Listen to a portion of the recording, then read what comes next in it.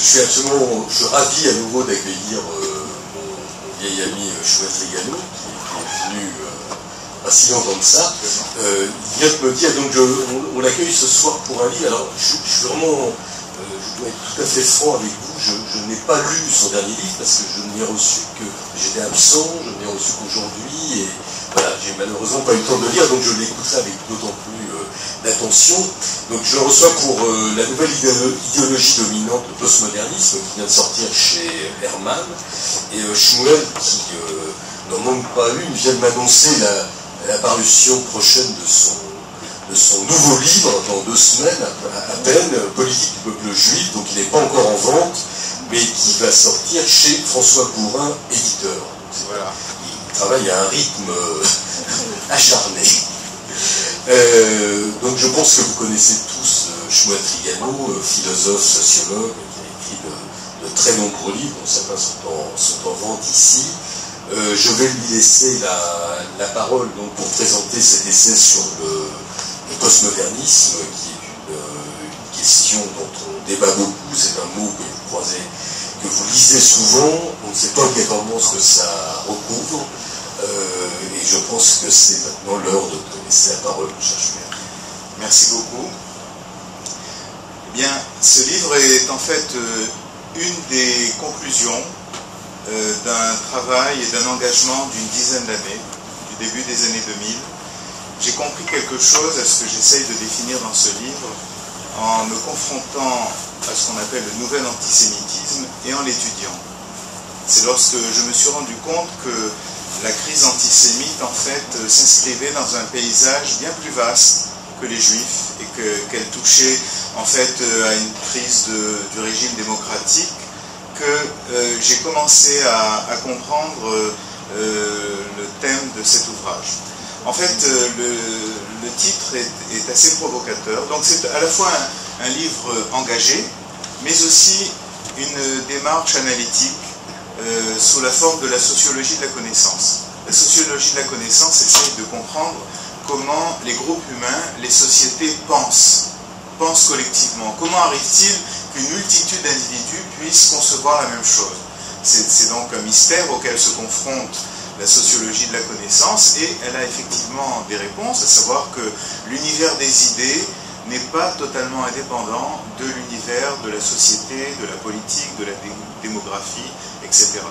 Donc en fait, quand on parle d'une idéologie, on parle d'une pensée qui nous maîtrise, qui nous domine, sans que nous nous en rendions compte. C'est-à-dire qu'en fait, la façon dont nous voyons les choses semble tout à fait normale, tout à fait naturelle. Il faut comprendre que l'acteur social ne sait pas ce qu'il fait, ne maîtrise pas ce qu'il fait, même s'il a les meilleures raisons du monde, des explications, des théories très sophistiquées. Le principe de l'analyse sociologique, c'est que l'acteur ne maîtrise pas son engagement et son action. Il y a en lui une dimension du social qui lui échappe et qui le domine d'une certaine façon. Donc il faut bien comprendre, si vous voulez, le sens du terme d'idéologie, que je ne prends pas nécessairement dans un sens négatif ou critique, parce qu'en fait, on est dans des univers idéologiques, même celui qui essaye de s'en distancier s'appuie sur un autre univers idéologique pour pouvoir étudier justement celui qui est l'objet de son questionnement. Une idéologie dominante, à savoir qu'elle fait corps avec la réalité. C'est-à-dire que la façon dont nous voyons les choses semble faire corps avec ce qui arrive, ce qui se produit. Et donc il y a un ensemble d'idées, de comportements qui font système entre eux. En fait, l'hypothèse, c'est que rien ne se passe par hasard, qu'il y a un lien, en tout cas systémique, entre tous les phénomènes de la société, de la pensée humaine, de l'économie, etc. Et que ce lien peut être l'objet d'une analyse et d'une étude. Donc en fait, il faut bien comprendre que ma démarche, elle est donc à la fois engagée, mais en même temps analytique. Alors, le postmodernisme, c'est un terme qui peut vous sembler bizarre, mais qui, par exemple, en Israël est très courant. Peut-être Israël est un des sanctuaires les plus importants au monde du postmodernisme, à travers les universités, l'intelligentsia et peut-être une grande partie des idées les plus courantes.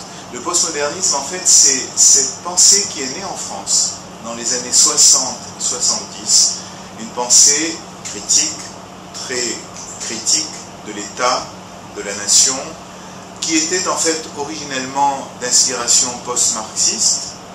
Cette pensée n'a pas eu de succès en France. Elle a émigré aux États-Unis dans les campus américains, notamment dans les départements de littérature comparée, où elle est devenue, on pourrait dire, la pensée rectrice de l'intelligentsia américaine. C'est ce qu'on a appelé la French Theory.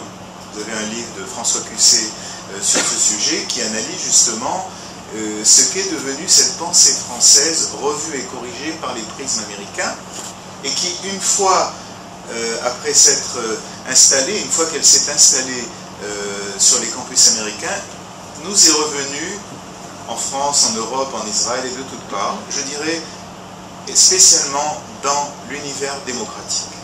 Je pourrais dire que c'est la pensée dominante de l'univers démocratique aujourd'hui, c'est-à-dire des pays qui vivent dans le cadre d'un régime démocratique. Quelles sont ces idées clés? Bien, ces idées clés, j'essaie dans ce petit livre d'en faire une cartographie, parce que ça aurait pu être 15-20 livres. J'essaie de construire un modèle, si vous voulez, de cette pensée dominante. Ces idées clés, elles me semblent gouvernées par une idée maîtresse, une méthode maîtresse, qui est la fameuse méthode de la déconstruction de Derrida. Cette déconstruction, en fait, c'est le maître mot du postmodernisme. On pourrait dire que c'est une doctrine qui fait l'hypothèse qu'il n'y a ni cohérence, ni rationalité dans la réalité, qui est en fait même l'ennemi de toute cohérence, de toute rationalité, de tout sujet, dans l'hypothèse où le sujet est justement ce moment où toute la réalité se réunit dans une seule instance, dans un seul esprit. Et toute la pensée postmoderniste, en fait, vise à pulvériser le sujet, quel qu'il soit, tout en épargnant le sujet extra-occidental.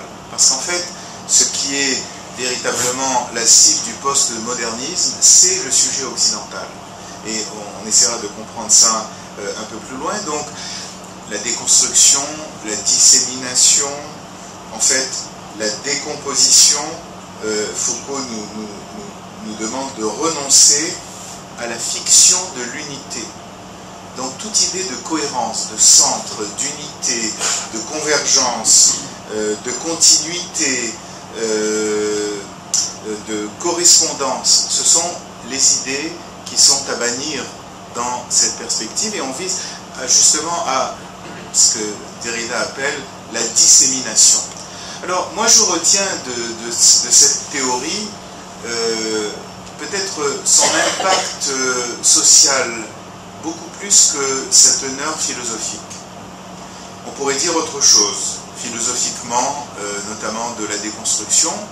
Ce qui m'intéresse, c'est que, en fait, la déconstruction a eu un écho dans l'opinion occidentale qui peut-être a échappé à la maîtrise de son auteur, de la même façon que lorsque Michel Foucault nous dit que l'homme est mort, cette idée a été entendue différemment de ce qu'entendait l'auteur lui-même, mais néanmoins réellement. C'est-à-dire que, vous voyez, les auteurs, les penseurs ne maîtrisent pas leur pensée. Il y a l'auteur avec son intention et ce que devient sa pensée au fil de l'histoire et de la réalité, et il y a une sorte de dérive des textes, des auteurs, des idées, qui finissent parfois par produire aussi des choses qui n'étaient pas prévues à l'origine. On peut citer le cas de Nietzsche, qui est très célèbre à ce niveau-là. Eh bien, cette ambition de déconstruction du monde risque fort d'être un projet de destruction de toute la cohérence, et notamment de la cohérence occidentale. Elle s'intéresse à l'homme, car nous sommes face à une utopie et qui, comme toutes les utopies, ont tenté de créer un homme nouveau qui a le projet d'un homme nouveau. Justement, cette définition de l'humain qui est remise en question, elle entraîne toutes sortes de conséquences idéologiques. On parle aujourd'hui beaucoup de postes, comme le post-moderne. On passe de post-humain, de l'âge post-humain. On va voir tout à l'heure qu'on est en post-démocratie, ce qui n'est pas du tout la démocratie. Eh bien, cette revisitation de la condition humaine et de l'identité humaine trouve toutes sortes d'expressions dans le postmodernisme et son influence. Elle entraîne notamment l'extension du concept d'humanité à des domaines qui autrefois n'étaient pas humains, comme le domaine animal, végétal, minéral. Vous n'êtes pas sans savoir qu'aux États-Unis se développe une idéologie qui est l'antispécisme, qui vise à reconnaître aux grands singes des droits, pas des droits de l'homme, mais enfin presque des droits politiques. Sur le plan du végétal, on peut citer un livre paru récemment aux États-Unis qui s'appelle « Les plantes sont des personnes ». On peut citer sur le plan du minéral, le Guatemala s'est donné une constitution qui reconnaît des droits à la terre mère, à la terre concrète.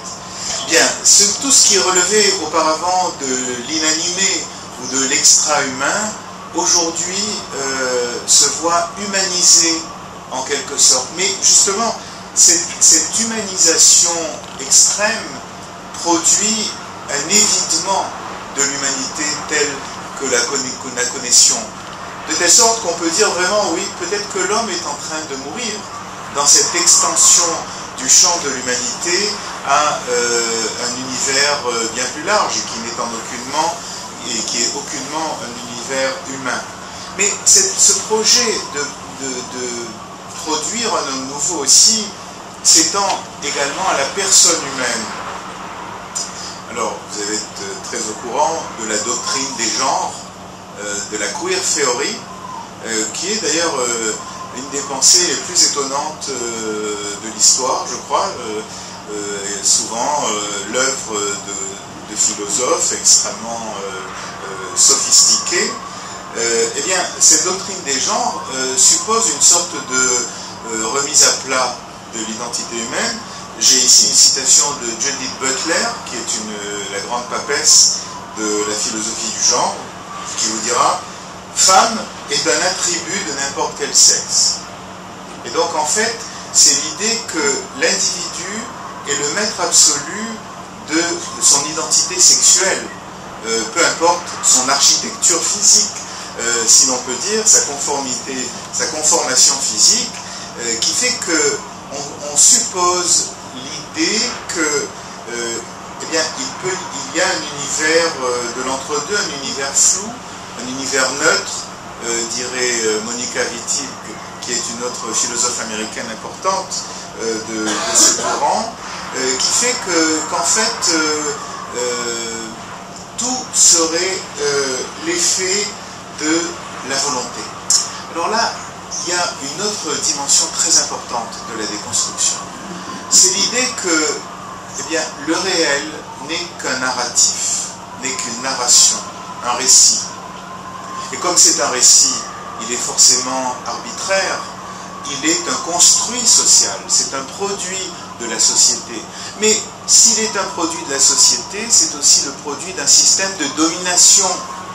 Et par conséquent, finalement, si la réalité se réduit à un récit ou un narratif, eh bien, on peut prendre beaucoup de liberté avec cette réalité.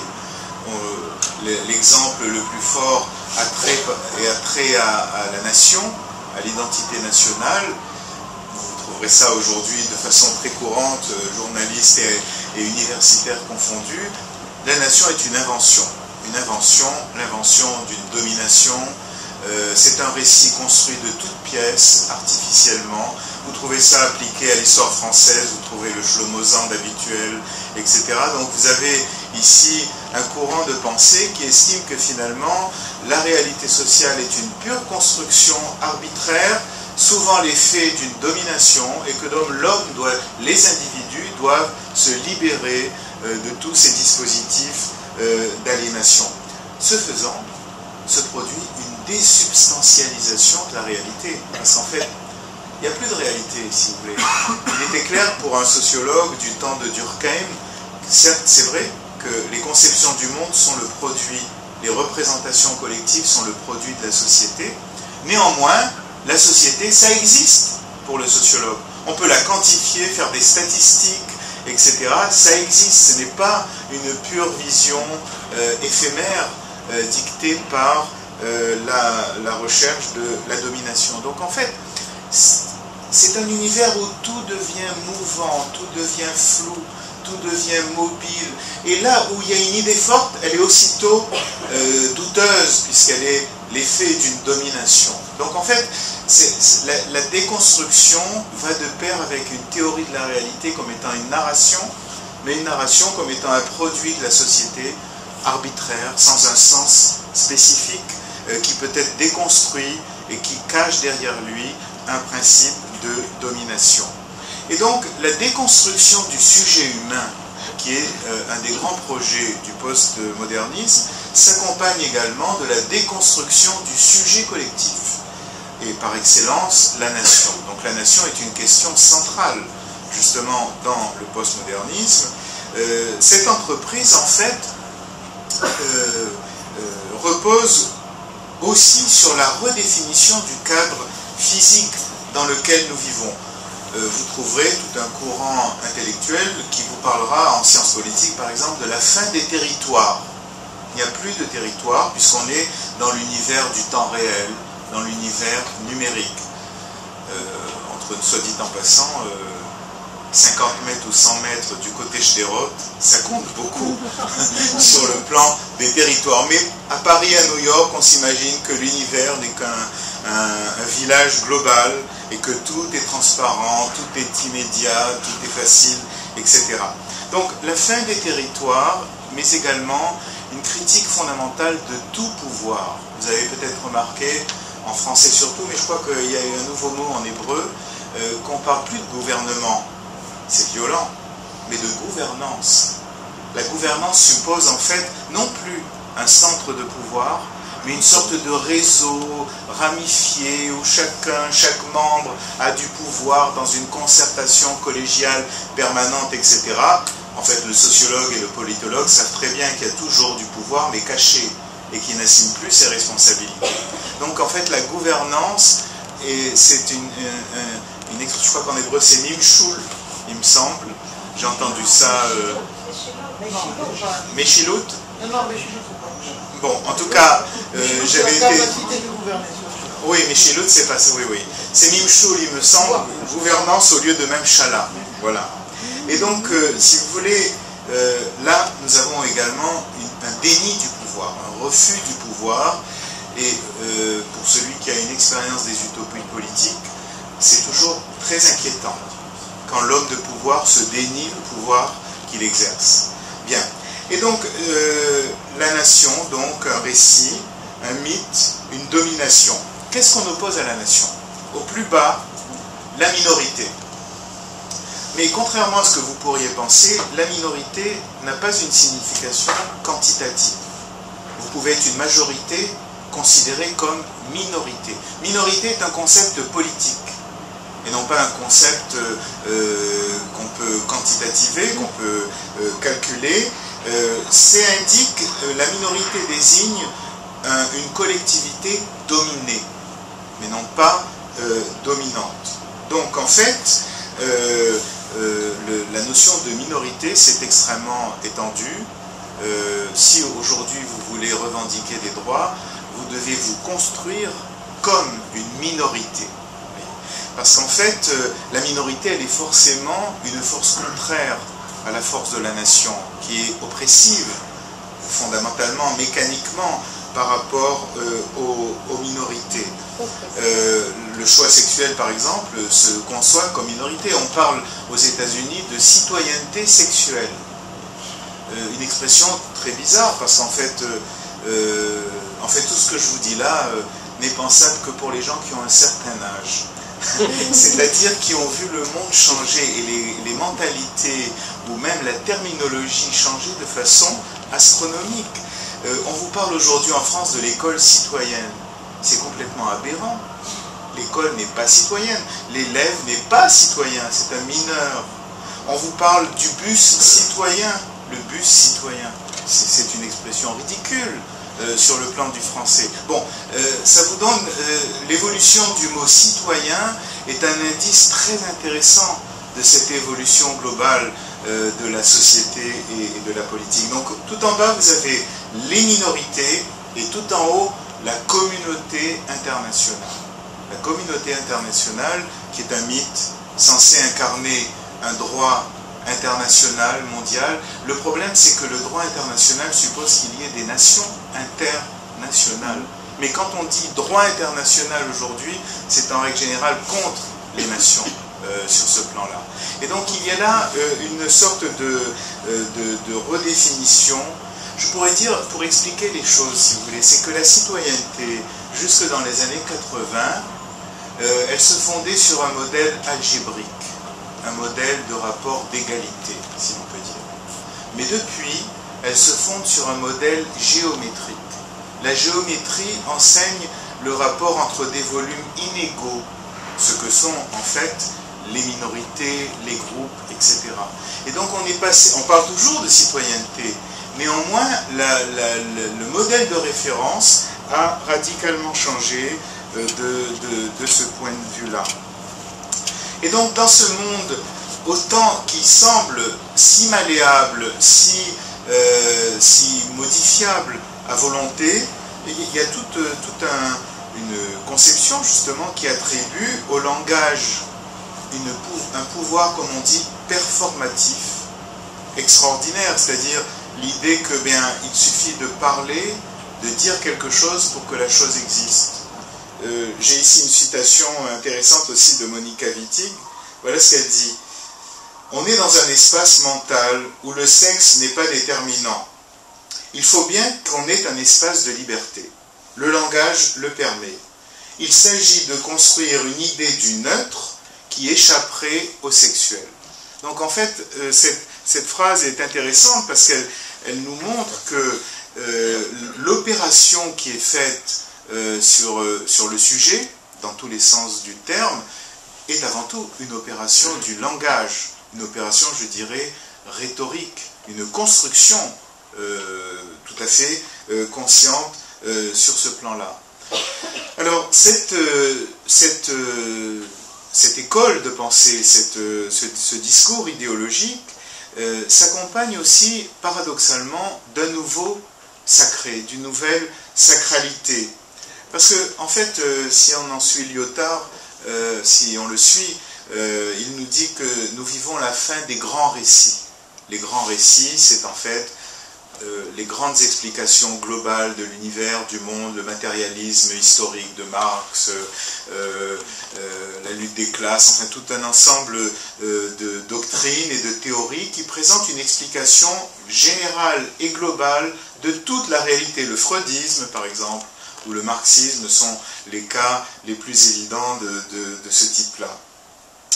Or, je crois que c'est tout le contraire qui se met en place. Nous assistons à la mise en place d'un grand récit, d'un nouveau grand récit, qui est justement cette geste de la décomposition du sujet. Et comme tout grand récit, elle s'accompagne en fait d'une sacralité, d'une sorte de transcendance.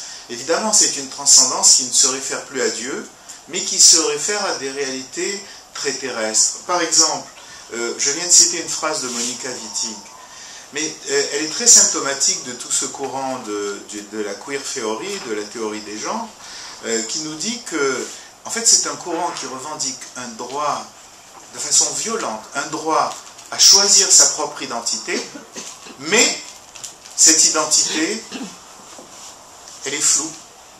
C'est ça le paradoxe. Il y a une revendication d'identité puissante, et en même temps, l'apologie, qu'on a dit, du neutre, d'une sorte de saint néant.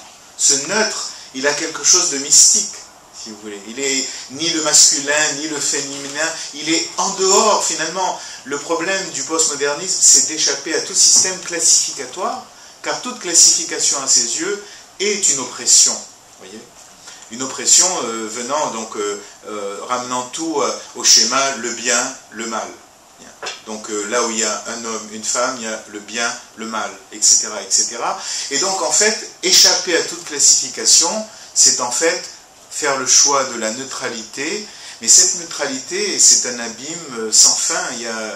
Ça ressemble au saint néant du bouddhisme, on pourrait dire d'une certaine façon. Il y a aussi d'autres formes de transcendance. Par exemple,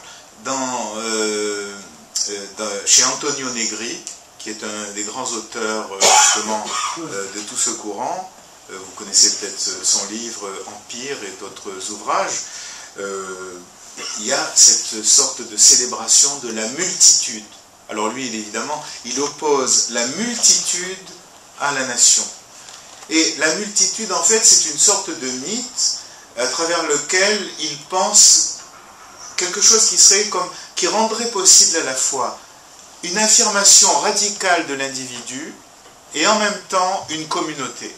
Alors qu'en fait, il y a là deux choses logiquement opposées, un individualisme radical par rapport à un lien communautaire. Donc le mythe fondateur de la multitude, c'est cette masse informe que représentait l'ensemble de l'humanité.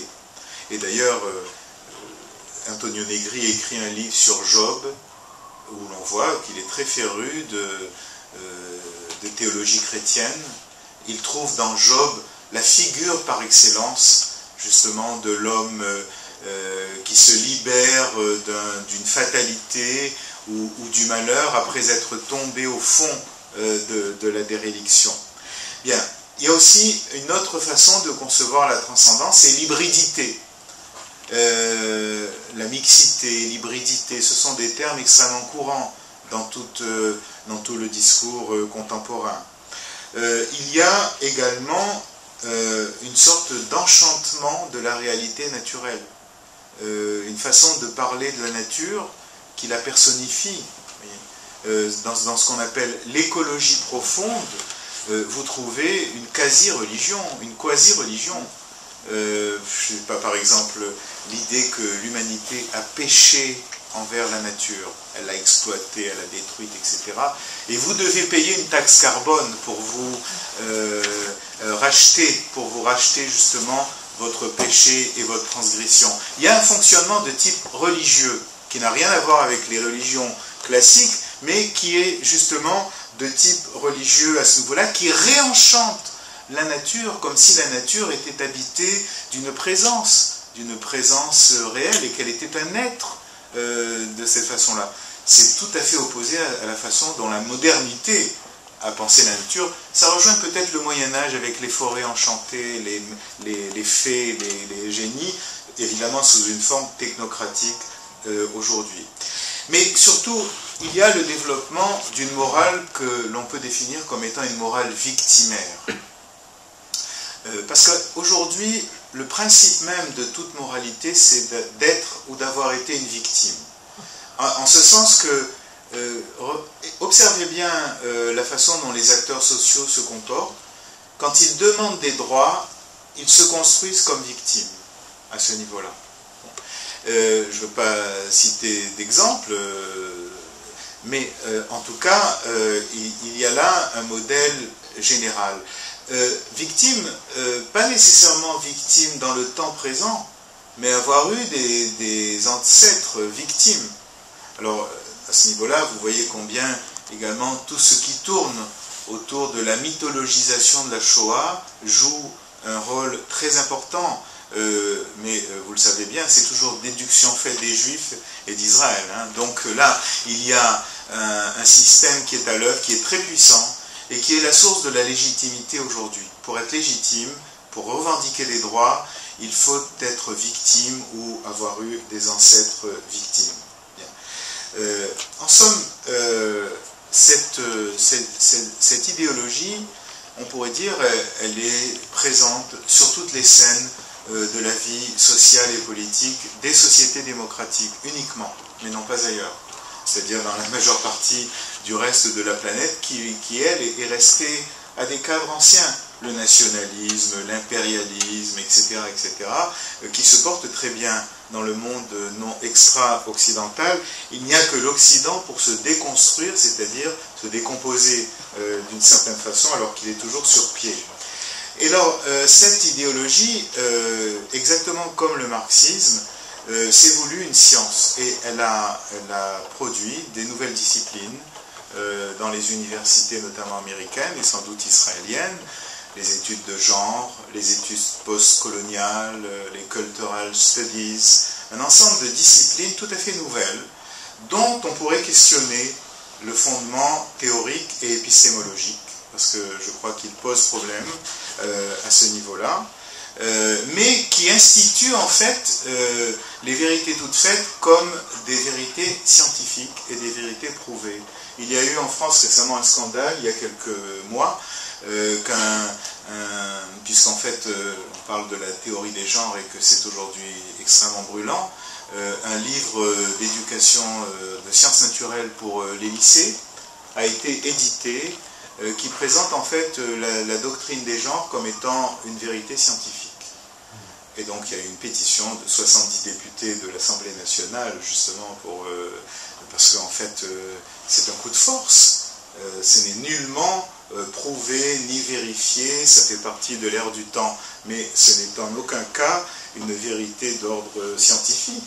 Et donc on voit très bien ici que cette scientifique, il y a eu à l'époque du marxisme aussi une tentative d'instituer des sciences nouvelles. Bien, en tout cas, l'ensemble de ces thèmes-là habitent la société. Certains font un rapport aussi avec un auteur marxiste, Antonio Gramsci, qui, lorsqu'il a compris que la lutte des classes n'entraînait pas le prolétariat à voter pour le Parti communiste, a pris conscience qu'en fait ça ne se jouait pas au niveau de la lutte des classes politico-économiques, mais au niveau de la culture. Et donc il fallait porter le domaine de la lutte des classes dans le domaine de la culture et des mœurs. Je crois que c'est ce qui s'est produit depuis 20 ans, justement. C'est qu'il y a ici la politique postmoderniste a étendu le champ politique au champ des mœurs et au champ de l'humain, au champ des champs qui étaient autrefois extra-politiques. Et le paradoxe veut que si tout est politique, comme nous l'a dit Michel Foucault, même dans les rapports de couple, dans les rapports de sexe, etc., il n'y a plus de politique, et à la fois il y a une dépolitisation générale qui s'accompagne d'une politisation radicale. Et là, c'est un paradoxe véritablement destructeur, justement, pour la société démocratique. Alors, moi, en analysant de façon morphologique cet ensemble d'idées que j'ai tenté de reconstruire sous la forme d'un modèle, eh bien, je constate qu'elle est marquée par un clivage. Il y a un décalage dans les choses, dans ses propres prétentions et dans ce qu'elle dit. Par exemple, quand on parle du post-humain, cela n'empêche pas de revendiquer les droits de l'homme contre les droits du citoyen. Parce que aujourd'hui, l'apologie des droits de l'homme s'oppose toujours aux droits du citoyen, qui sont toujours limités par la nation, d'une certaine façon, conditionnés par l'appartenance nationale. On revendique une identité à tout cri, mais en même temps, cette identité, elle est indéterminée. Elle est neutre, elle est floue, elle est mobile, etc. On parle, on veut tout, on renonce au pouvoir, on dénie le pouvoir, mais en même temps tout se politise, jusqu'à la nature, jusqu'à la réalité animale, etc. Or, ce clivage, moi, j'y trouve une sorte d'indice qui nous renseigne sur la base sociale. Parce qu'en fait, si vous voulez, dans la démarche sociologique, comme on sait très bien que toute corps d'idées, tout discours est le produit de la société, les idées nourrissent donc un rapport avec une réalité sociale. Tout le problème pour le sociologue, c'est de savoir, mais quelle réalité sociale? Là, encore plus, puisqu'en fait, le postmodernisme n'est pas l'idéologie d'un parti politique en particulier. C'est une pensée qui vogue, qui est ambiante sur ce plan-là. Mais alors, d'où vient-elle? Qu'est-ce que cela engage sur le plan de la société? Ben, déjà, je dirais que on ne peut pas imaginer que c'est une pensée qui soit le propre des milieux défavorisés, pour aller vite à ce niveau-là, parce que, si vous voulez, dire que la nature est une déesse qu'il faut absolument respecter, etc., c'est très dur pour quelqu'un qui souffre de la nature. Quelqu'un qui n'a pas où habiter, où vivre, qui n'a pas de quoi manger, sait que la nature est hostile à l'être humain. Et par conséquent, que l'homme ne s'en sauve justement qu'en s'en préservant. Donc en fait, cette pensée-là ne peut pas émerger dans des classes défavorisées, dans des milieux sociaux défavorisés. De même qu'elle ne peut pas émerger aussi dans des milieux favorisés, parce qu'en fait, cette apologie du neutre, de l'indétermination, etc., c'est l'apologie de ce qu'on appellerait une anomie, une absence de valeurs, une absence de normes, qui en général ne favorise pas le pouvoir, ni la structuration d'une société. Mais en même temps, les tenants de ce discours imaginent que l'homme, l'être humain, est hyper puissant, puisqu'il possède la capacité de construire des récits, des discours, des mythes, etc. Alors, il me semble que cela peut, ce clivage qu'on ne peut pas ramener ni à un pouvoir, ni à un état de domination, va de pair en fait avec une évolution contemporaine qui a vu que le pouvoir, qui a fait que le pouvoir s'est dématérialisé. Le pouvoir aujourd'hui, de toutes parts, n'est plus identifiable par exemple à un lieu, à un centre géographique, à un centre institutionnel. Il est diffusé. C'est une nouvelle mise en place des rapports de hiérarchie qui s'est faite. Et donc, quand on comprend ça, on comprend que les enjeux sociaux sont très différents de ce qu'ils étaient il y a 50 ans, justement, quand on parlait des classes, quand on parlait de toutes ces perspectives. Il m'a semblé, moi en tout cas, que cette idéologie reposait sur 3-4 milieux sociaux qui se sentaient en convergence avec elle. Évidemment, le milieu médiatique, qui est le lieu de sa diffusion la plus grande et de la construction de l'événement, des événements à travers les prismes de cette conception-là. Les milieux académiques, évidemment, qui donnent l'autorité réputée scientifique à ces vérités. Le milieu juridique. On n'est pas sans savoir qu'aujourd'hui, le centre du pouvoir n'est plus tellement l'État, mais les juges, la Cour suprême, ce qui est un bouleversement aussi profondément radical de la démocratie classique. Et puis, évidemment, les milieux de la finance internationale, à une époque où on parle d'une financiarisation de l'économie, c'est-à-dire en fait, vous savez que par-dessus les océans, des milliards et des milliards s'échangent à travers des écrans d'ordinateurs sans qu'il n'y ait jamais aucune concrétisation, ni en billets, ni en lingots d'or, ni rien du tout. C'est une monnaie fictive, ce qui explique d'ailleurs l'état catastrophique de certains pays, notamment dans l'Union européenne. Donc ce sont des milieux qui ont un rapport avec la fluidité, avec l'échange sans frontières, des milieux, si l'on peut dire, mondialisés d'une certaine façon. La dimension juridique vise à s'inscrire justement dans cette idée, dans ce mythe de la communauté internationale, de l'idée d'un tribunal mondial, international, qui court-circuite finalement le circuit des États. Aujourd'hui, un citoyen français peut accuser l'État français devant la Cour européenne des droits de l'homme. Et là, c'est un bouleversement radical, justement, de la structure du pouvoir. C'est-à-dire qu'en fait, au nom des droits de l'homme, il peut se retourner contre la logique des droits du citoyen, qui jusqu'alors était verrouillée par l'appartenance nationale, justement, puisqu'on est citoyen si on est un national.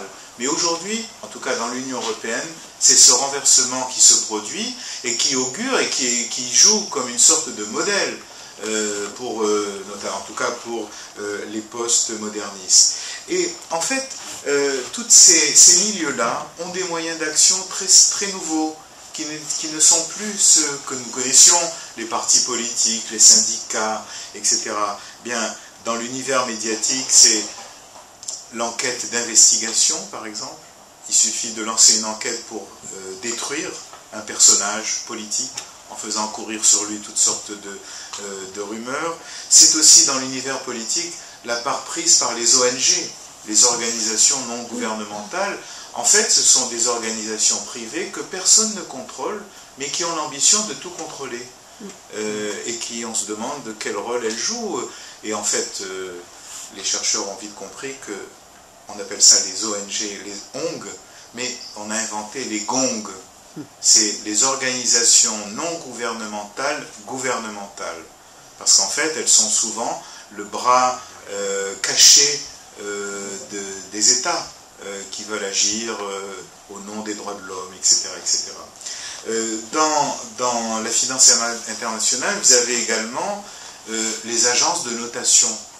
Les agences de notation, on ne sait pas d'où. Quelle est leur règle? En vertu de quoi elles ne sont ni contrôlées, ni élues. C'est un univers, ce sont des univers non démocratiques, justement, qui sont devenus les acteurs d'une pseudo-démocratie. Dans l'univers juridique, vous avez la mise en examen. Dès que quelqu'un est mis en examen, il est en fait coupable sur le plan public avant même qu'il ne soit jugé. Donc là, ce sont des modes d'action tout à fait nouveaux, qui ne sont plus démocratiques et qui sont finalement des instruments d'acteurs que plus personne ne contrôle, mais qui ont l'ambition d'incarner la démocratie, justement. Et là, il y a un véritable problème qui se pose à ce niveau-là. Et donc, il me semble qu'il y a là un ensemble de milieux qui finalement se dénient le pouvoir. Ils sont contre le pouvoir, mais ils exercent le pouvoir. C'est-à-dire, c'est comme s'ils étaient en retrait du pouvoir tout en l'exerçant, mais alors ça veut dire sans la responsabilité que le pouvoir suppose. Vous voyez ? J'ai appelé ça des plateformes, ces plateformes maritimes qui sont en dehors du territoire, mais à partir desquelles on peut faire des raids et se retirer ensuite, justement, pour se protéger.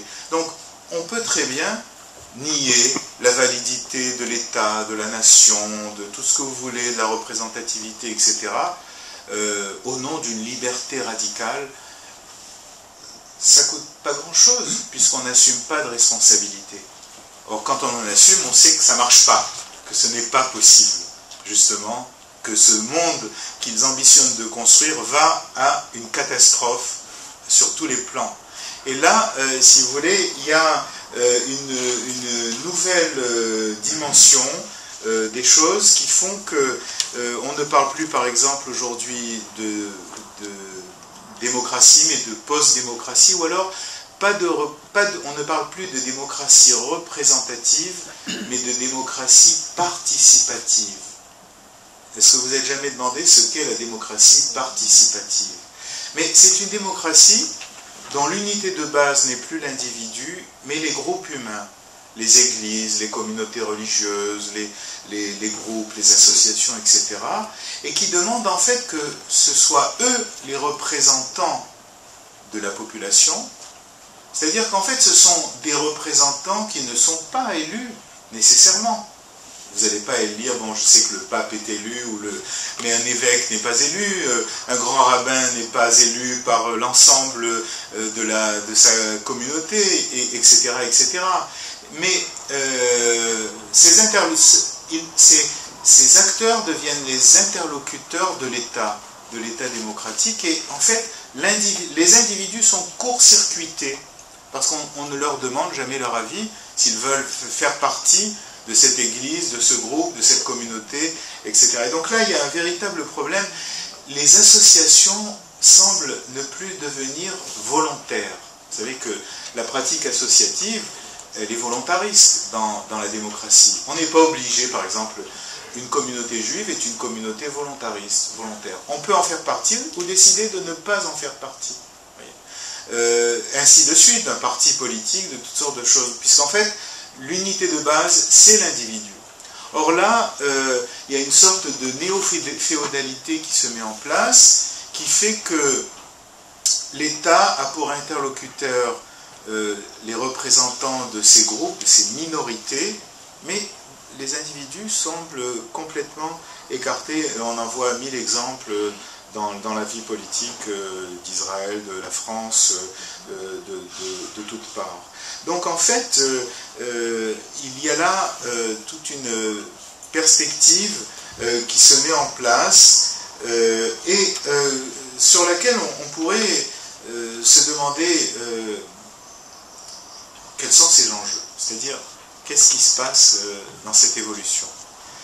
Alors, moi, j'essaie d'envisager plusieurs possibilités. Parce qu'en fait, je pars de l'hypothèse, qui est l'hypothèse sociologique, que l'apparition d'un système d'idées, d'une idéologie, va de pair avec l'apparition d'une nouvelle configuration du pouvoir, ou l'apparition d'un groupe sur la scène politique, si vous voulez. Donc, les idées, en fait, sont un indice de la réalité sociale. Je vous dis tout de suite qu'elles peuvent avoir leur vie propre, mais vous savez que dans la réalité, il y a différentes strates. On va du plus bas vers le plus haut. Chaque strate existe en tant que telle. Il y a un déterminisme social, un déterminisme biologique, mais il y a aussi une liberté humaine, un choix spéculatif intellectuel, mais ces strates s'empilent les unes sur les autres. C'est ça l'ensemble des disciplines académiques, finalement. Chacune s'intéresse à une strate. Or là, la véritable question, c'est à quelle transformation de la réalité du monde démocratique correspond cette idéologie que j'ai tenté de camper très sommairement. Alors, on peut se donner toutes sortes d'explications. On peut parler, par exemple, d'une instabilité structurelle de la démocratie. Vous n'avez jamais demandé pourquoi, par exemple, dans la déclaration de 1789, on fait la distinction entre les droits de l'homme et du citoyen. Que signifie cette dissociation? Surtout aujourd'hui où on a tendance à opposer les droits de l'homme aux droits du citoyen. Bien, justement, il y a quelque chose d'irrésolu dans la théorie démocratique qui permet ces balancements. Disons que jusqu'en 1970, on a vécu sous le signe des droits du citoyen. Peut-être que le régime démocratique entre aujourd'hui sous le signe des droits de l'homme, dans une ère qui sera marquée par la primauté des droits de l'homme sur les droits du citoyen. C'est une hypothèse. Et cette évolution, évidemment, elle est dictée notamment par la Shoah.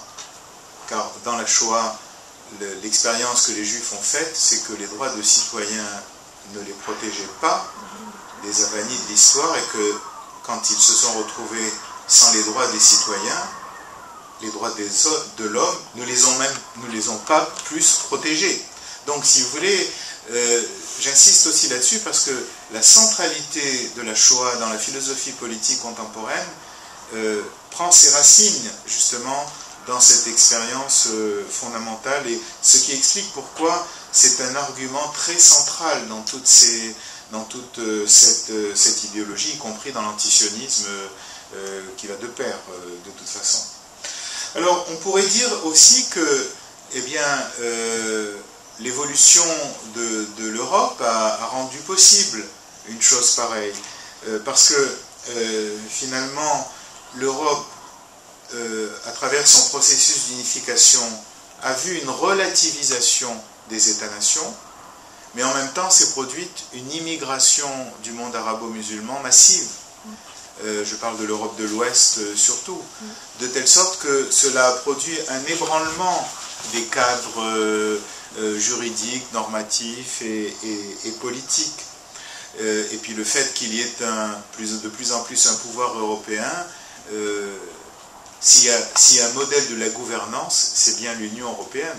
Commission de technocrates non élus, non contrôlés, mais qui étend le domaine de la normalisation et de la juridiction à tous les États, etc. etc. Donc l'Europe, en fait, est un modèle grandiose de l'ère postmoderniste, et elle est souvent citée comme exemple pour l'univers entier, en quelque sorte. L'Europe dont on ne sait pas où elle finit, puisque si la Turquie fait partie de l'Europe, l'Europe aura des frontières avec l'Irak et l'Iran. Si le Maroc en fait partie, il aura des frontières avec le Sahara. Et donc, il y a là un phénomène politique qui est mobile, qui est instable, qui n'est pas encore installé, si l'on peut dire. Alors, il y a là autant d'explications possibles, justement, de cette évolution radicale du régime démocratique. Moi, il me semble que j'ai compris quelque chose, peut-être est-ce que je me trompe, c'est une hypothèse en tout cas, quand j'ai pris conscience justement de la réalité de l'Union européenne. Parce qu'en fait, comment définir ce conglomérat d'États qu'on appelle l'Union européenne? Logiquement, quels sont les exemples de l'histoire que nous avons? C'est un empire,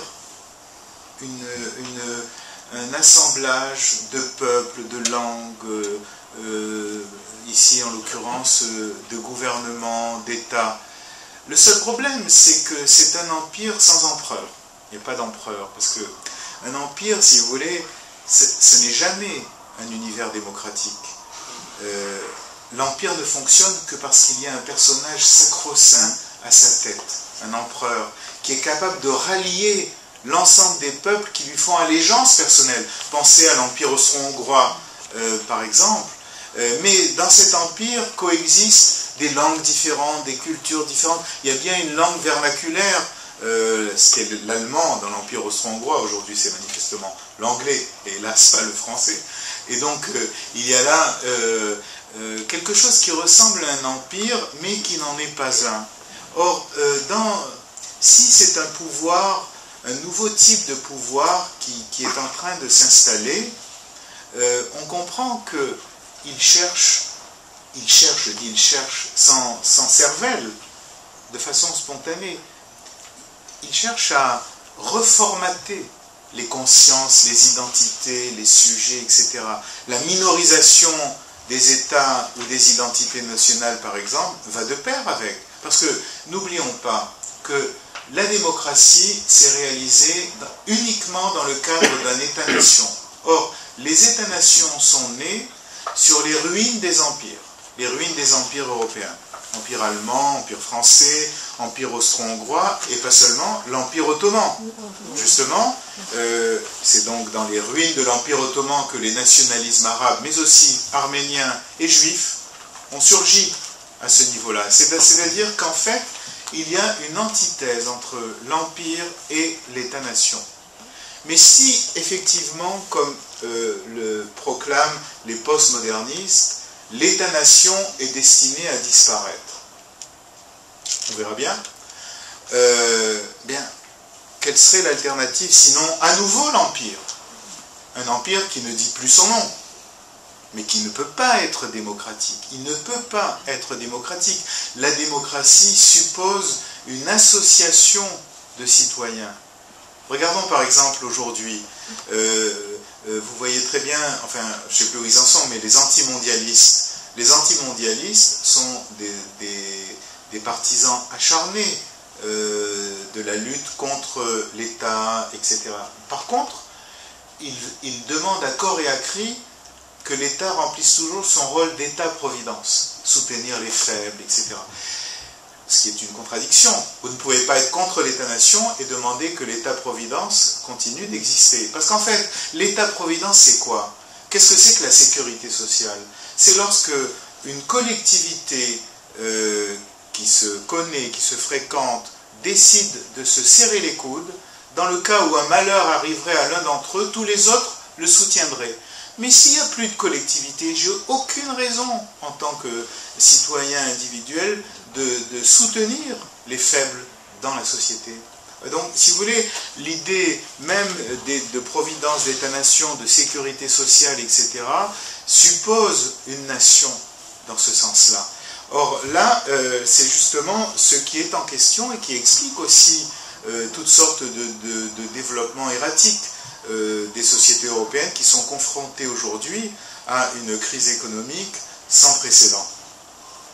Et donc, il me semble que peut-être là, il y a un élément d'explication, à savoir que ce postmodernisme que j'ai décrit et qui me semble inquiétant, comme pouvoir potentiellement totalitaire, ne se met en place que parce qu'il y a cette mutation vers l'Union européenne, une mutation qui ne semble pas maîtrisée.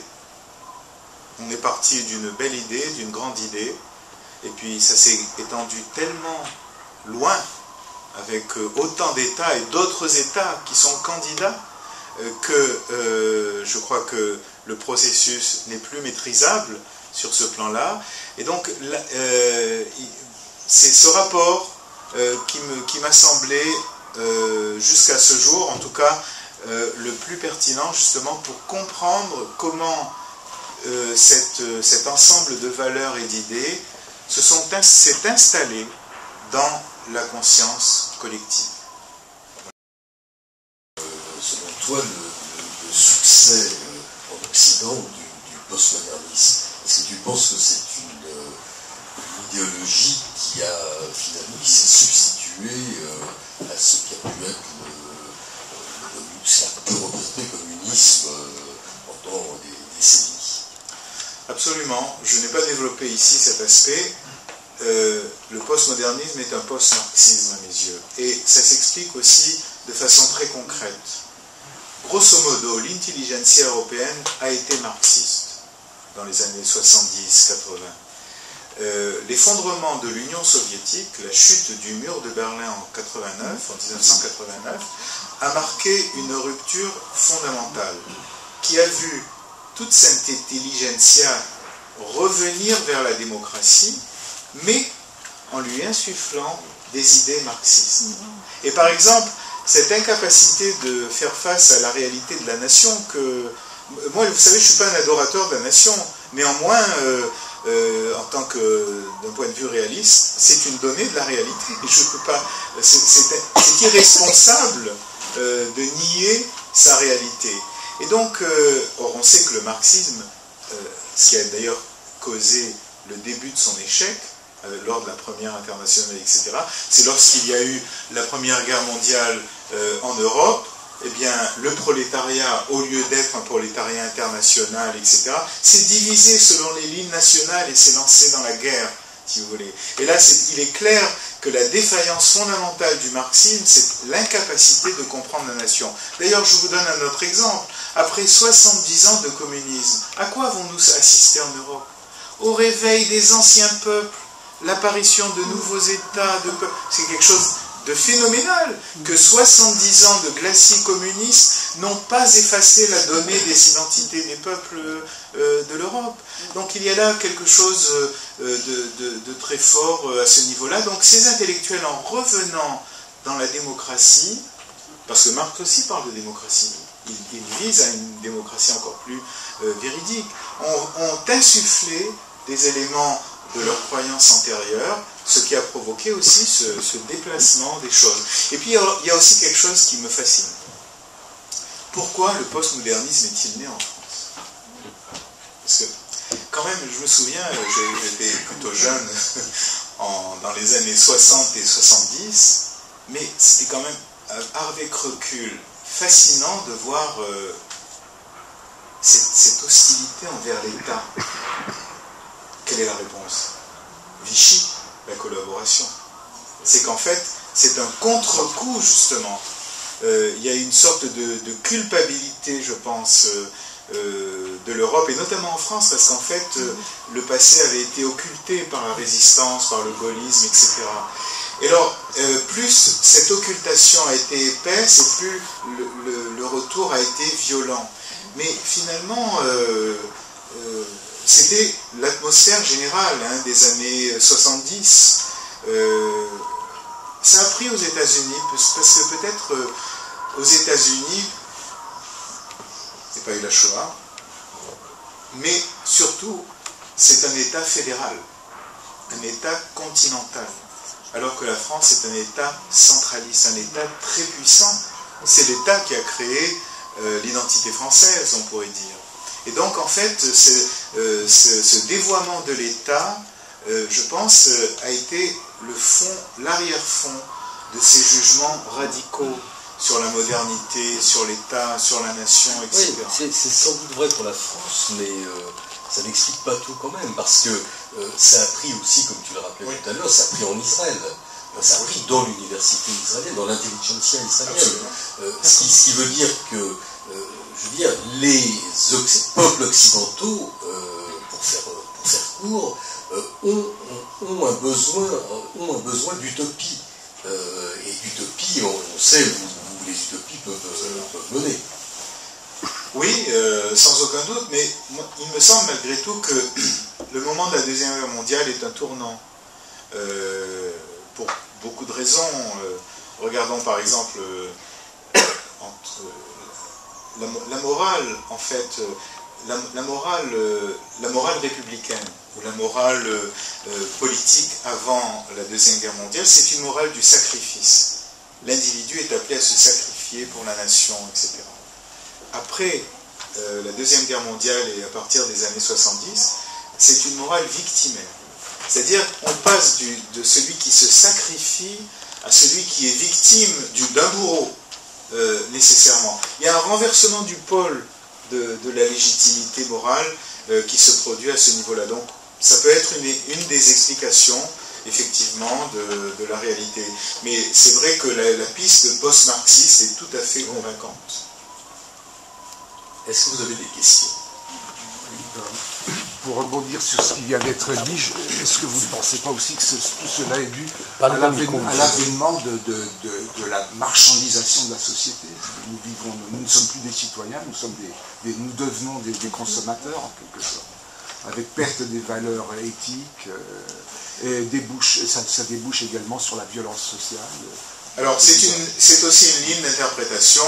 Bon, je vous renvoie à tout ce qu'a écrit Baudrillard et toute cette école sur ce plan-là.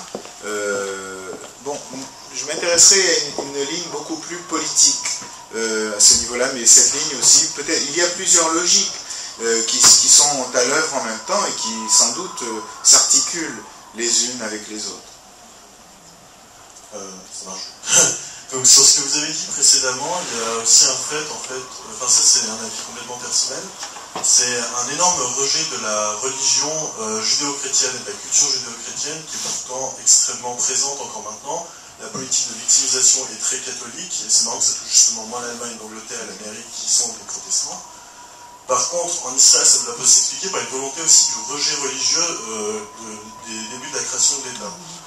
Lorsque les pionniers disaient on est les nouveaux juifs, c'est fini la religion, etc. Et c'est pas pour rien, parce que je pense que c'est à mes yeux une très grande base, ce rejet de Dieu et d'une autorité pure, qui a permis de justement libérer, premièrement sexuellement, parce que la religion est très oppressante à ce niveau-là.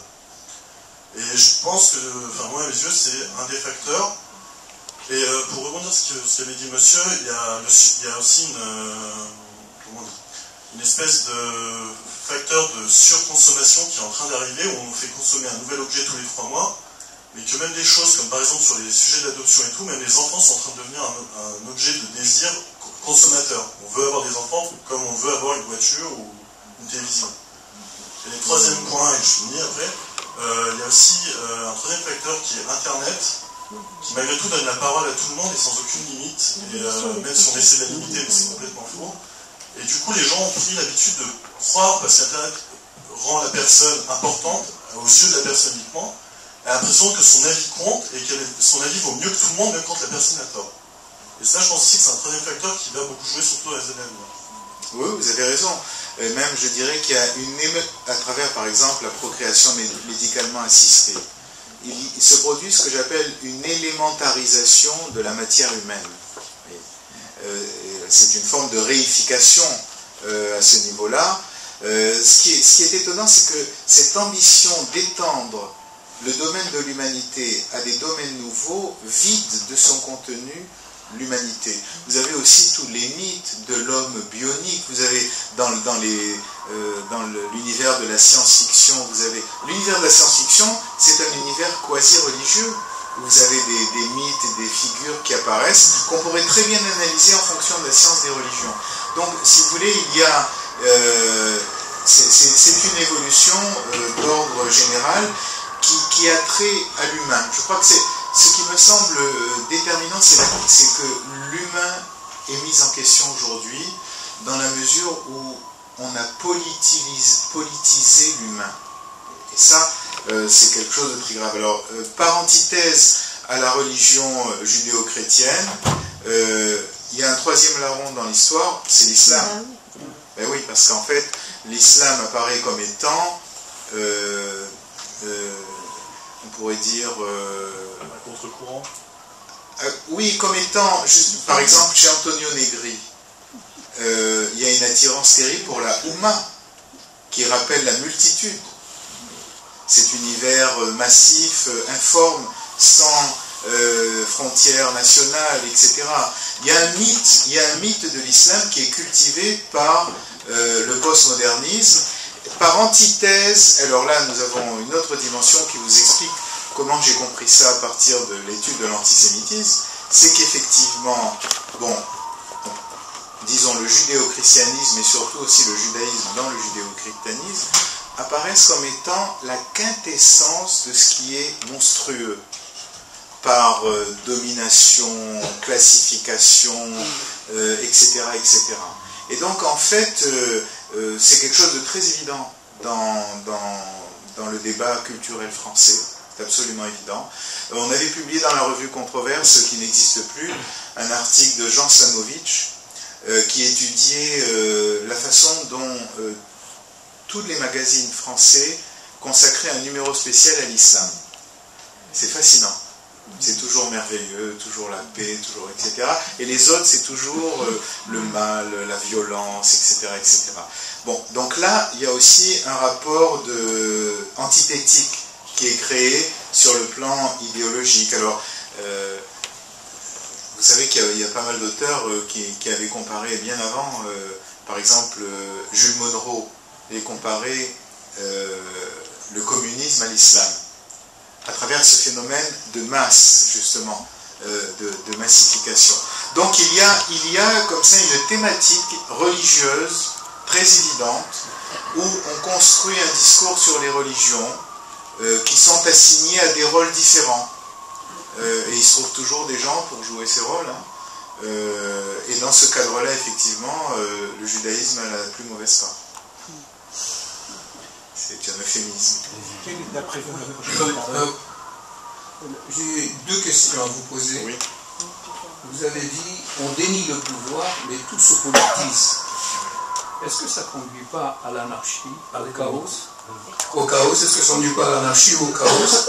La deuxième question, c'est comment cette théorie du postmodernisme peut s'appliquer à Israël, qui est un tout petit pays dans l'univers, dans la société.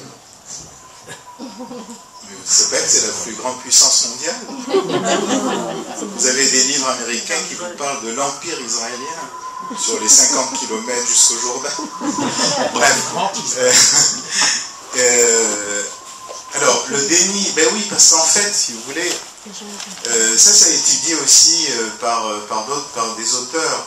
Comment finalement, à la fois par exemple dans l'entreprise ou dans l'éducation, celui qui assume une responsabilité se dénie le pouvoir. Le patron devient un copain, il s'assied avec les employés, il agit avec eux. Ou alors le maître d'école devient un animateur, il s'efface pour laisser l'enfant créer son propre enseignement, etc.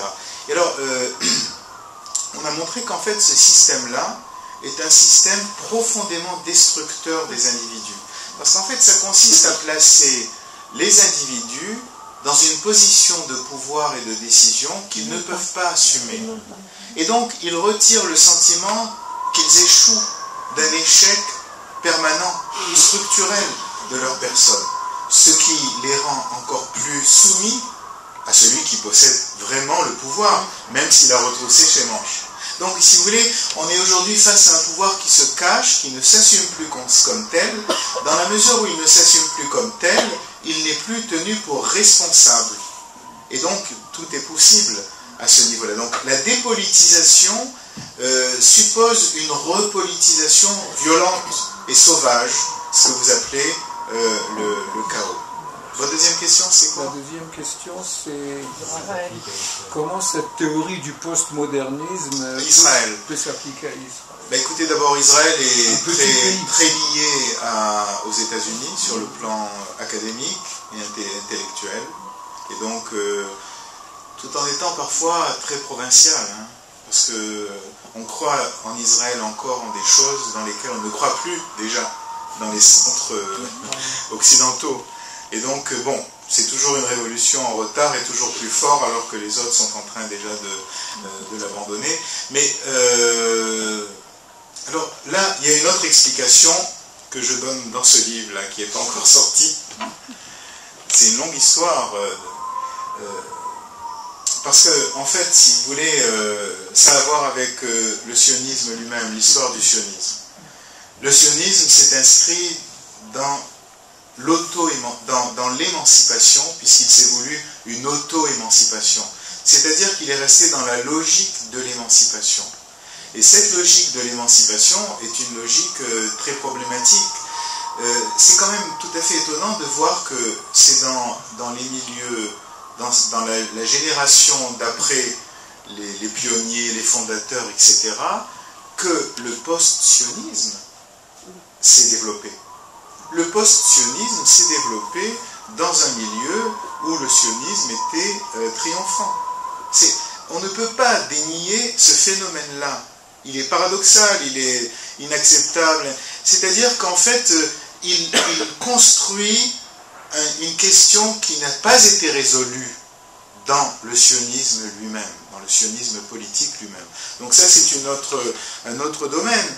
Mais ce qui est tout à fait fascinant, c'est de voir comment une grande partie de l'intelligentsia israélienne s'est totalement identifiée à ce prisme idéologique en lui donnant un impact sur la scène internationale. Donc, quand vous savez par exemple que le livre de Shlomo Zand, qui est bien écrit littérairement, mais enfin qui est un tissu de stupidité sur le plan de la politologie, de la science politique, de l'histoire juive, etc., est un best-seller en France. Qu'est-ce qui a fait que dans la moindre petite ville de province française, on s'est senti concerné par cette destruction de la nation juive? C'est une destruction, une geste de destruction théorique, si vous voulez. C'est qu'en fait, Israël, le peuple d'Israël éternel, a une puissance symbolique considérable dans l'univers occidental et même dans l'univers oriental. Et que, à travers cette destruction, c'est une interprétation que je fais, les Français se livraient à leur propre destruction, en quelque sorte. Il faut détruire la référence absolue de l'identité métaphysique, justement pour accompagner la destruction de l'identité politique, parce que je ne vois pas d'autre explication. Ce que Shlomo Zand fait pour Israël, on peut le faire 15 fois pour la France, justement. Il y a d'ailleurs des livres qui sortent dans ce sens-là. Et donc, si vous voulez, ces intellectuels israéliens postmodernistes sont devenus en quelque sorte les héros d'un discours, d'une geste postmoderniste à l'échelle internationale.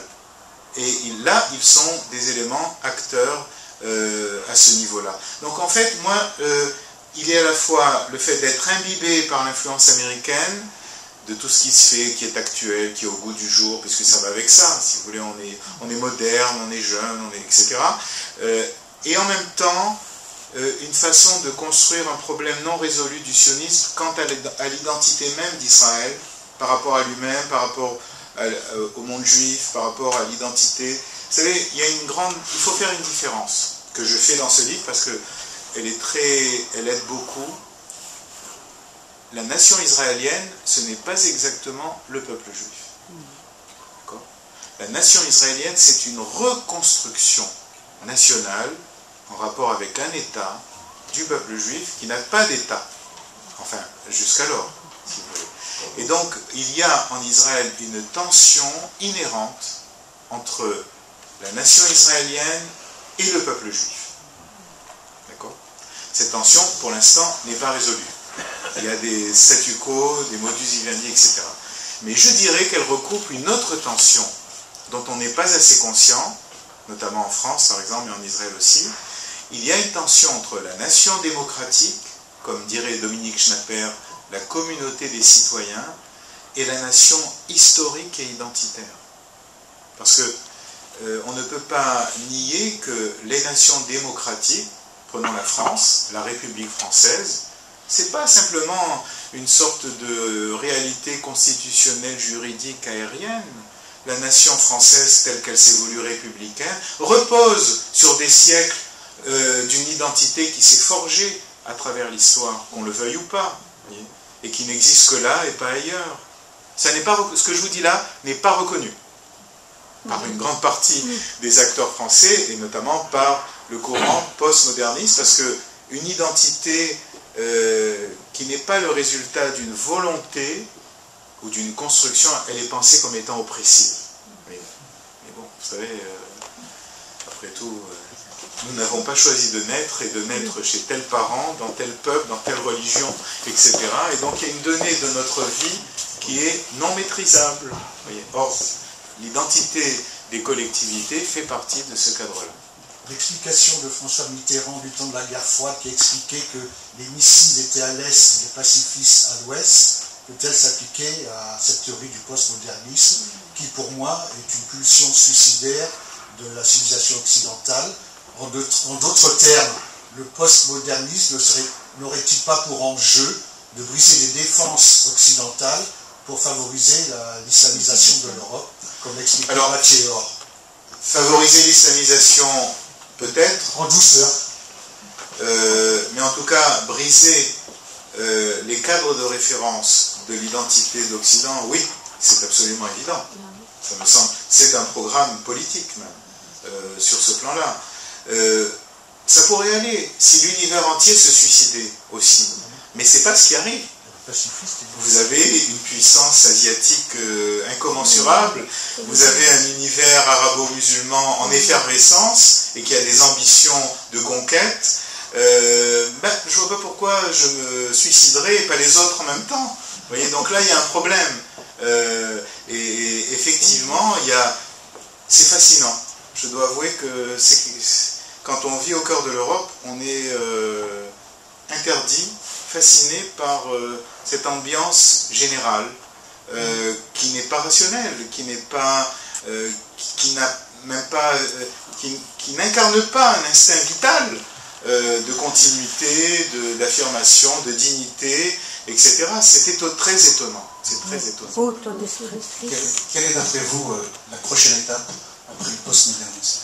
Comment vous voyez les choses? J'ai eu du mal pendant 15 ans à découvrir ça. Vous voulez que, hélas, nos enfants le feront, parce que je ne crois pas avoir devant moi tant d'années, parce que ça prend du temps pour les sociétés de... Ce que je vois immédiatement, c'est que c'est un avenir de guerre identitaire primaire. Parce qu'elles ne seront plus médiatisées par la citoyenneté et par un droit national. Parce qu'en fait, il y avait là des critères d'organisation. Mais ceux qui apparaissent, c'est un enchevêtrement informe. Vous allez voir très vite que la fameuse justice internationale, la commune, ça s'effondre. toute façon, la communauté internationale, elle est gouvernée par des blocs de vote automatique, etc. Et puis, un ensemble de fonctionnaires internationaux, c'est pas une communauté, ils touchent un salaire, etc. Donc, si vous voulez, il y a énormément de mythes qui se sont mis en place. C'est fascinant d'ailleurs, parce que moi, je vois mes étudiants à Paris, et parfois, je me dis, mais alors, finalement, c'est vrai que chaque génération doit recommencer toute l'expérience de la génération d'avant. Comme si rien ne s'était passé. Parce que quand même, nous avons vu des choses s'effondrer, des illusions prouver leur contraire, etc. Mais ça, c'est pas transmis. Ça a toujours été le cas. Oui, ça a toujours été le cas. Et alors, bon, ce que je vous dis là, c'est peut-être la parole d'un vieux, quelqu'un qui commence à devenir vieux. C'est pour ça, c'est vrai que quand on a connu l'évolution... par exemple de la réalité française ou même de la réalité israélienne. Hein. Moi je connais Israël depuis 1966. C'est stupéfiant. Je peux vous dire que c'est étonnant. On va prendre une dernière question. J'ai énormément écrit de remarques sur tout ce que vous avez dit, donc je vais juste retenir un ou deux points. Non, un ou deux points, je ne peux pas. D'abord, j'ai eu l'impression, en fait, j'ai tout le temps l'impression que les Occidentaux, c'est la conclusion que j'ai faite à la fin, sont en fait des Juifs qui s'ignorent. Tous les Occidentaux, pourquoi? Parce que je pense fondamentalement que le postmodernisme est une idée juive et française, comme beaucoup d'autres choses. Juif parce qu'on peut remonter jusqu'à la Bible, enfin le Talmud, coule, etc. Et l'antisionisme, en fait, est au cœur même du début du sionisme. Voir le livre d'État juif de Yoram Hazony avec toute l'histoire d'Achadam et de Boubert, toute l'opposition extraordinaire à Herzl, qui arrive jusqu'à Pérez et jusqu'à Oslo. N'oublions pas qu'Herzl a inventé l'État juif à Paris. Oui, mais j'ai pensé aussi, oui. À condition, parce qu'il n'était pas parisien, justement. Il a pu le penser, mais à Paris. À Paris. Donc, alors, mais si je voulais juste poser une question, c'est, d'après vous, dans tout ça, parce que moi je pense que c'est central, mais comment je ne vois pas comment ça va se résoudre peut-être. La question qui obsède les Israéliens depuis 60 ans, depuis 40 ans surtout, celle de ce qu'on appelle les territoires, qui sont les seuls territoires d'ailleurs qui intéressent le monde. Vous m'avez dit que le monde postmoderniste est tellement anti-territoire, sauf les territoires dits palestiniens. Tous les territoires, sauf ces territoires. Et la seule ville qui intéresse le monde entier d'ailleurs, il faut qu'il y ait à tout prix qu'elle soit appartienne à une certaine religion, c'est Jérusalem. Donc je vous pose la question, comment vous voyez la place, comment ça va se placer cette question de territoire palestinien entre Israël et territoire dit palestinien, entre Israël et les Palestiniens, la Judée et la Samarie, et la question de Jérusalem. C'est-à-dire, si jamais Jérusalem est cédée, quel effet ça peut avoir sur ce type? Ce triomphe peut-être, je peux dire non, je ne sais pas. Bien, alors là c'est plutôt le sujet du livre à venir. Ça n'a pas grand rapport avec la question. Mais votre remarque est juste. Par exemple, dans le courant pro-palestinien, vous avez une mystique des oliviers palestiniens. Est-ce que vous avez vu ça?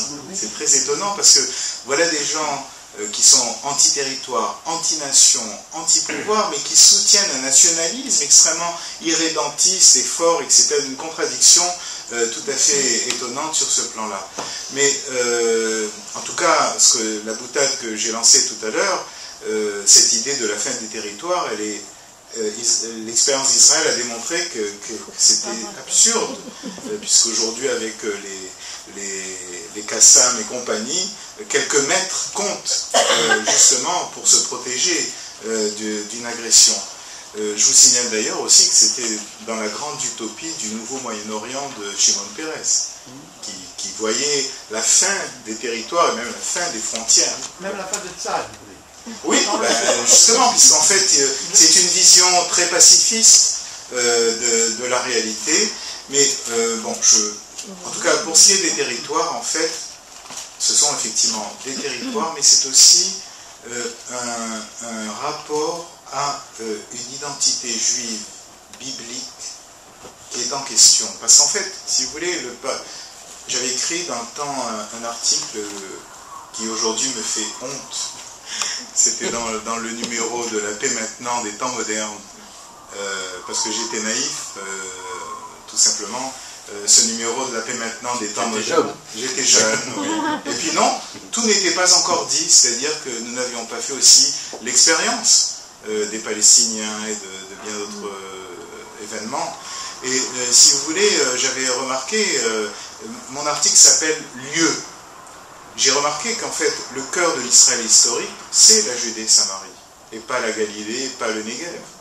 Et qu'en fait, le paradoxe de l'histoire voulait que l'État d'Israël que nous connaissions à cette époque, avant 1967, s'est construit sur le pourtour de ces territoires, qui étaient des territoires à l'époque antique, mélangés, des territoires flous, etc. Mais donc en fait, le rapport à la Judée-Samarie au territoire draine avec lui un rapport à l'assomption d'une identité juive qui prendrait en charge ipso facto cet héritage. Et donc il faut bien comprendre que ce qui se joue autour des territoires a bien sûr des raisons géopolitiques, mais aussi des raisons symboliques extrêmement puissantes. Vouloir se débarrasser coûte que coûte de ces territoires, c'est en fait se libérer du poids de ce judaïsme qu'on traîne, ou du peuple juif diasporique, historique, que l'on traîne, voyez. Vouloir s'identifier totalement à eux, c'est vouloir au contraire l'intégrer totalement, rechercher cette personnalité complète sur ce plan-là. Et donc, aussi bien la droite que la gauche ont produit un messianisme. Il y a eu d'ailleurs un livre paru en Israël, un petit livre, Apito Yameshiri, qui montre comment la paix maintenant est un mouvement messianiste, justement. Mais le Gush Emonim était aussi un mouvement messianiste. Et donc en fait, il y a eu deux messianismes contradictoires qui sont apparus justement quant au destin de ces territoires. Mais le destin de ces territoires porte avec eux l'enjeu de l'identité de ce qu'est l'État d'Israël, de ce que devrait être ou de ce qu'il est l'État d'Israël. Et c'est là justement où la question n'est pas résolue par le sionisme politique, qui, comme vous le savez très bien avec notre ami Aleph Bet Yoshua, a visé à normaliser les Juifs. Normaliser les Juifs, c'est-à-dire en fait les déjudaïser. D'ailleurs, cette idée de normalité, elle n'a pu l'être que dans le cerveau d'un Juif, parce que est-ce que les Espagnols veulent être normaux? Non, ils sont Espagnols, oui.